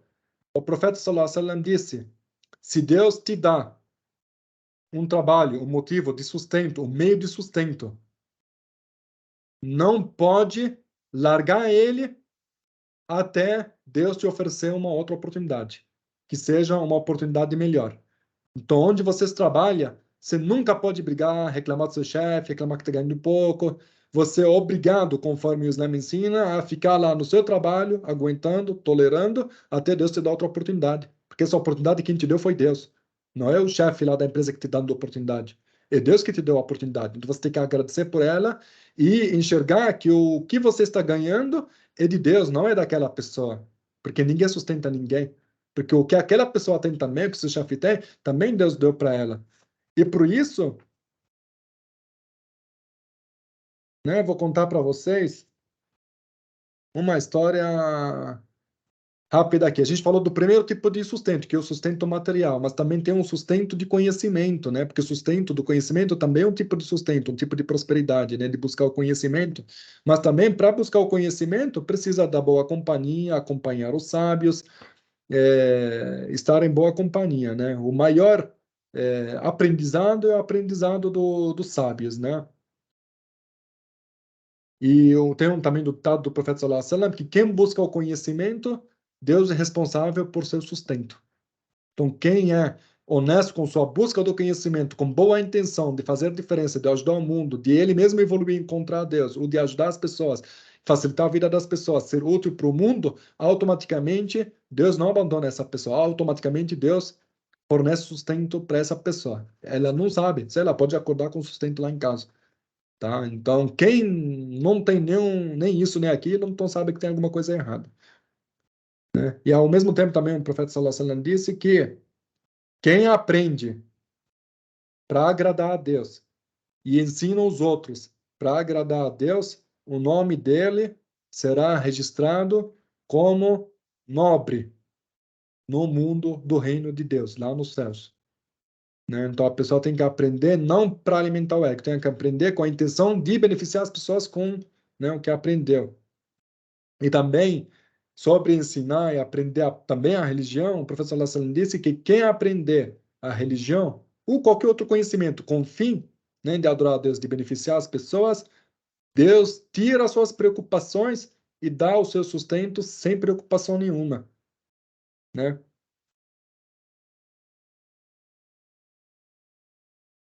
E isso não quer dizer que a gente tem que ter tudo que a gente quer na hora que a gente quer. Vou encerrar aqui a aula com duas histórias. Uma história que aconteceu com o próprio profeta e uma história também de outra pessoa. Nessa história do profeta, conta, né, que uma vez o profeta estava passando fome. Ele ficou vários dias sem comida em casa. Mas nunca reclamou, nunca achou ruim. Mas ele estava com fome. Ele rodou todas as casas dos parentes dele e ninguém tinha comida. E até que ele chegou na casa da Fátima, a filha dele. Falou, filha, você tem alguma coisa para comer? Estou com muita fome. Falou, não, juro por Deus, não tenho nada. Depois que ele saiu,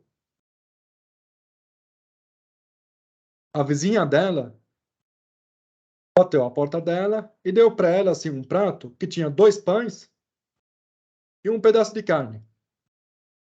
Aí ela pegou, guardou, né, a Fátima, né? E ela falou, não, eu vou dar para o profeta. Então chamou o profeta e falou para vir comer. Falou, pai, eu guardei isso para você. E quando ela abriu o prato, ela viu que tinha o pão e a carne. Mas ele não tinha só 2 pães e tinha aquele pedacinho de carne. O prato estava cheio de pão e cheio de carne. Estava cheio. Então ela ficou surpresa. Quando ele ofereceu para o profeta, ele perguntou para ela: de onde você arrumou isso? Ela não falou, a vizinha me deu. O que ela respondeu? Ela falou: ele é de Deus, porque ele dá a quem ele quer. Então, tudo que ela recebeu, igual você hoje em dia recebeu presente, recebeu um salário, uma pessoa te deu algo, enxerga como presente de Deus, porque ninguém te dá nada, né? Ninguém tem algo para dar. Ninguém é dono de nada. Então, ela falou exatamente as mesmas palavras que a Maria disse para Zacarias. Então, ao mesmo tempo, o que o profeta respondeu para ela? Respondeu para ela: nossa, graças a Deus que eu tenho uma filha igual a dona, a senhora dos filhos de Israel, né? Que é como se fosse a mais nobre mulher dos filhos de Israel, que é a Maria. Porque quando ela recebia o sustento dela, ela sempre falava que era de Deus e repetiu e falou, usou as mesmas palavras. Então o profeta ficou feliz e chamou todos os parentes dele, e chamou Ali, chamou a Fátima, chamou os netos, o Hassan, chamou o Hussein, chamou a esposa, chamou todos os parentes e todo mundo comeu, ficou satisfeito e ainda sobrou, continuou o prato igual. Todo mundo pegava pedaço, o prato continuava igual. Aí depois ele pegou e distribuiu para todos os vizinhos e o prato continuava igual, né? Então, isso não quer dizer que a gente não tem que buscar nosso sustento, mas tem que fazer as duas partes, tem que ter esse equilíbrio, tem que buscar e ao mesmo tempo tem que ter fé, tem que confiar, né? Porque Deus não larga ninguém, né? E mesmo quando você tem necessidade, passa fome, é normal, todo mundo passa por isso. Mas às vezes é até um teste para Deus testar sua gratidão, né? A gente não pode reclamar de nada. Se tem, se não tem, não pode reclamar. Quando a intenção é boa, você não pensa no material, você pensa sempre no moral, pensa quando você está com fome. No lugar de você se preocupar com comida, continua se preocupando no seu trabalho, continua se preocupando em fazer coisa boa, continua se preocupando, né? Com suas adorações, porque se você se preocupar com comida, não vai mudar nada. Continua se preocupando com aquilo, ao mesmo tempo busca o sustento. Não adianta a pessoa falar, eu estou desempregado, mas nunca entregou um currículo. Não adianta a pessoa vir para mim, ou vai para a mesquita, oi, irmão, eu preciso de ajuda, vocês podem me ajudar? Preciso de cesta básica. Mas, meu irmão, está desempregado tem quanto tempo? Tem 1 ano. Mas você entregou quantos currículos nesse ano? Ah, acho que entreguei 2, mas ninguém me quis. Desculpa, né? Aquela pessoa, ela não é honesta com sua busca. Aquela pessoa ela é outro tipo de pessoas, né? Começa com V, né? É uma pessoa, né? Que não busca uma vaga, é uma pessoa vaga mesmo, né? É uma pessoa que não quer vaga de trabalho. E aqui, ó, vou encerrar para vocês aqui a aula com uma história que aconteceu aqui com o Imam Shafi'i. O Shafi'i, vocês lembram quem é? Alguém de vocês lembra quem é? Você sabe quem é o Imam Shafi'i?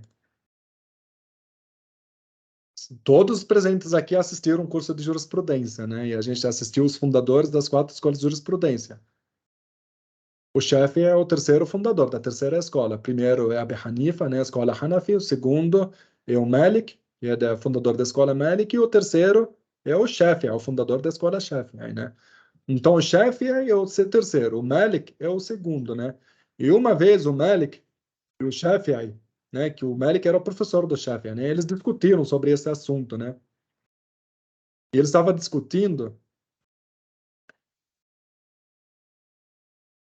sobre se o sustento vem apenas de Deus, o sustento a gente que corre atrás. Aí o Imam Malik, ele disse que Deus, ele que sustenta vocês da mesma forma que sustenta os pássaros no céu. Porque Deus disse isso, né, no Alcorão. Aí o Shafi'i, ele disse para o Malik, que era o professor dele, falou para ele, mas ninguém consegue se sustentar quem não acorda cedo e vai trabalhar e corre atrás do seu sustento, porque o profeta também nos ensinou isso. Só que quem está certo e quem está errado, né? Aí o chefe, aí, né, o aluno, né, o chefe, queria provar para o professor dele que ele estava certo. Falou, meu, eu vou pensar em alguma coisa. Quando saiu da casa, né, do Malik, do professor dele, ele encontrou um senhor de idade, né, carregando uma sacola com tâmaras. Tava pesada. Aí quando o chefe aí chegou no homem, ele queria só ajudar mesmo. Ele falou, tio, deixa eu carregar isso por você. Então ele carregou, né, a sacola de tâmaras e foi até a casa. É, ele foi para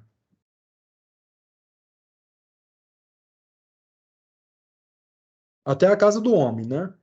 Quando chegou lá na casa do homem, o cara lá ficou feliz, assim, para mostrar gratidão, queria pagar ele, então ele deu para ele um pouco de tâmaras. Então ele ficou pensando assim, falou: "Ah, agora tem como provar para o Malik que eu estou certo. Porque tudo bem, eu ganhei as tâmaras e não estava pensando nisso, em ganhar as tâmaras, mas também não ganhei de graça. Porque eu fui e fiz um serviço, eu carreguei a sacola para ele até chegar na porta dele. Então isso prova que eu estou certo, que realmente a gente tem que trabalhar, se esforçar, que não tem nada que vem de graça. Aí quando ele voltou lá para a casa do professor dele, para o Imam Malik, ele apresentou, chegou lá e falou: Imam Malik, eu quero te mostrar uma coisa que aconteceu comigo hoje. Você fala que a gente recebe sustento sem nada, né? Mas hoje aconteceu isso comigo, né? Mas quando ele chegou lá na casa do Imam Malik, ele deu a tâmara para ele, né? E o Imam Malik estava comendo as tâmaras. E ouvindo a história, né, do chefe contando o que aconteceu com o idoso ali. Aí ele esperou ele terminar de falar, aí ele deu um sorriso no final, falou: tudo bem, você se esforçou ali, correu atrás ali, né? Talvez estava sol, suou, chegou lá para ganhar esse sustento. E eu agora estou comendo aqui de graça. Você trouxe até mim, Deus entregou para mim por meio de você, sem nem sair da minha casa. Então, no final, ninguém está certo e ninguém está errado. A gente tem que fazer os dois. Tem que se esforçar e, ao mesmo tempo, tem que ter fé, né? Então, moral da história é essa, né? Que os dois são meios corretos que a gente tem que usar, né? Para conseguir o aumento da prosperidade. Então, peço desculpa pela demora aqui, né? Da aula. Quem tiver uma pergunta, manda depois lá no grupo, porque realmente já atrasou aqui, né? Já passou o horário. Eu agradeço também a presença de vocês, tá bom? Eu vou disponibilizar essa aula depois ali no YouTube para quem conseguiu, porque algumas pessoas também ficaram sem internet. A Vitória também ficou sem internet no aeroporto. É, Quem tiver qualquer pergunta, depois manda lá no grupo, tá bom? Então, muito obrigado e até a próxima. Na próxima semana eu não tenho aula, tá? Só vai ter aula do Sheikh Hussam no sábado. Então, assalamu alaikum wa rahmatullahi wa barakatuh. Aleikum salam. Obrigada, Mark. Eu que Obrigada. agradeço. Boa noite. E boa noite para todos. Boa noite. Boa noite. Aleikum salam. Boa noite, muito obrigada.